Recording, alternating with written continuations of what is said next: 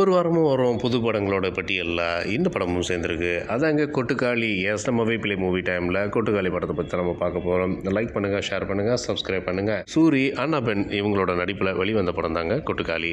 PS வினோத்குமாரோட இயக்கத்தில் இந்த படம் ரொம்ப சிறப்பாக பண்ணியிருக்காங்க. இசையவே கோழியோட கொக்கரிப்பிலே ஆரம்பித்து கொக்கரிப்பிலே முடிகிற மாதிரியாக இருக்குது. இந்த படத்துடைய ட்ராவல் முழுக்கவும் இயற்கையான சத்தத்தை வச்சு இந்த படம் எடுத்திருக்காங்க. இது ப்ரொடக்ஷன் வேறு யாரும் கிடையாதுங்க, சிவகார்த்திகேயன் தாங்க. எஸ், நம்ம வீட்டு பிள்ளை சிவகார்த்திகேயனோட தயாரிப்பில் வந்த படம் தான் இந்த படம். இந்த படத்தை சர்வதேச திரைப்பட விழாவான பெர்லின் உள்ளிட்ட திரைப்பட விழாக்களில் திரையிட்டாங்க. அது மட்டும் இல்லாமல் இந்த படம் ஏற்கனவே பல விருதுகளையும் வாங்கிட்டு இந்த படம் வெளியிலேயே வந்திருக்கு.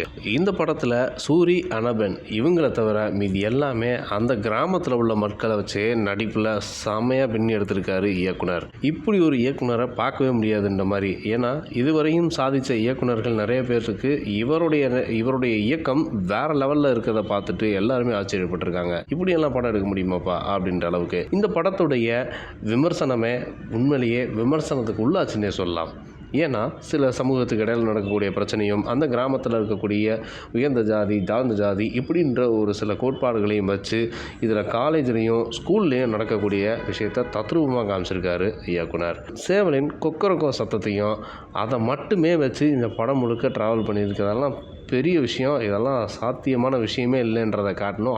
அசாத்தியமான விஷயத்தையே சூப்பராக எடுத்து காமிச்சிருக்காரு டைரக்டர் வினோத்ராஜ்.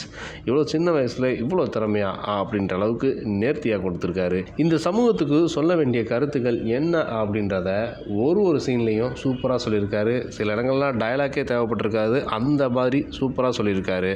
ஒரு 12ஆம் வகுப்பு படிக்கக்கூடிய ஒரு முறைப்பெண், வேறு யாரும் இல்லைங்க, சூரியோட முறைப்பெண்.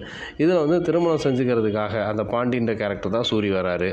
இல்லை, நான் இப்போதைக்கு கல்யாணம் முடிக்கலை, அவங்க கல்லூரி படிப்பை முடிக்கட்டும் அப்படின்ட்டு அனுப்புகிறாங்க. ஆனால் அங்கே கல்லூரி படிக்க போகிற இடத்துல ஹீரோயினுக்கு காதல் வயப்படுறாங்க. இந்த காதல் வயப்படுறது இங்கே உள்ளவங்களுக்கு எப்படி பிரச்சனையாக வருது அப்படின்னா, இந்த பெண்ணுக்கு பேய் பிடித்ததாகவும் அந்த பேயை எப்படியெல்லாம் ஓட்டணும் அப்படின்றத அந்த கிராமத்துக்கு உரித்தான சில நேர்த்திகளை கொண்டு வந்திருக்காங்க. ஆனால் அங்கே நடந்த விஷயமே வேறு.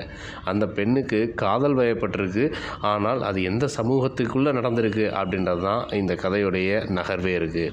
முதல் பாகத்துலேயும் 2ஆம் பாகத்துலேயும் வேறு லெவலில் எடுத்துகிட்டு போயிருக்காங்க. முதல் பாகம் கொஞ்சம் ஸ்லோவாக போயிட்டு இருந்தாலும் 2ஆம் பாகம் இன்னும் அடித்து அல்டிமேட் ஆகியிருக்கு. அந்த கிராமத்திலே இருக்கக்கூடிய சின்ன சின்ன நகைச்சுவைகள்லாம் ரொம்பவே பார்க்குறதுக்கு நல்லாவும் இருக்குது. பரவாயில்ல, ரொம்ப சோகமான ஒரு நிகழ்வுகளை காமிக்காமல் நல்ல சந்தோஷமான நிகழ்வுகளையும் அதிகமாகவே காமிச்சிருக்காங்க.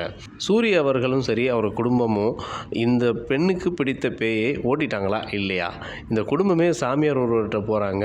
அங்கே போனதுக்கப்புறம் நடக்கக்கூடிய என்னென்ன விஷயங்கள் அப்படின்றத ரொம்ப அழகாகவும் காமிச்சிருக்காரு இயக்குனர். சரி, மீனாவுக்கு பிடித்த பேய் ஓட்டப்பட்டதா ஓட்டப்படலையா அப்படின்றதான் இந்த கதையோட நகர்வே. ரொம்ப சிறப்பான படம், நல்ல படம். தேட்டரில் இன்னும் போய்கிட்டு இருக்கு, நல்லா போய் பாருங்கள்.